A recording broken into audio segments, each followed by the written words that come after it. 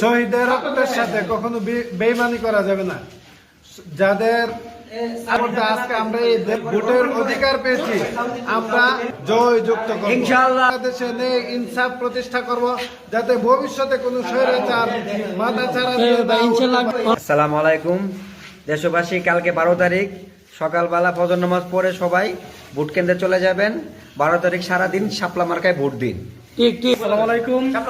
কালকে সকালে আমরা উঠে প্রথমে দায়িত্ব হচ্ছে কেন্দ্রে যাব, কেন্দ্রে গিয়ে সুশৃঙ্খল ভাবে আমরা শাপলাগুলি মার্কায় ভোট দেব এবং ইনশাল্লাহ আমরা বিপুল ভোটে একটি জয়লাভ প্রত্যাশা করি।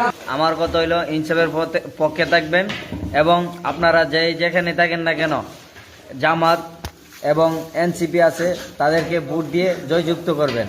আমরা আওয়ামী লীগ বিএনপি সবকিছু দেখছি, জাতীয় পার্টি দেখলাম। ইনশাল্লাহ নতুন প্রজন্ম তরুণদের পক্ষে আমরা দাঁড়িপাল্লায় জয়যুক্ত করতে চাই। আমরা বিএনপি আওয়ামী লীগ সবাইকে দেখছি, জাতীয় পার্টি।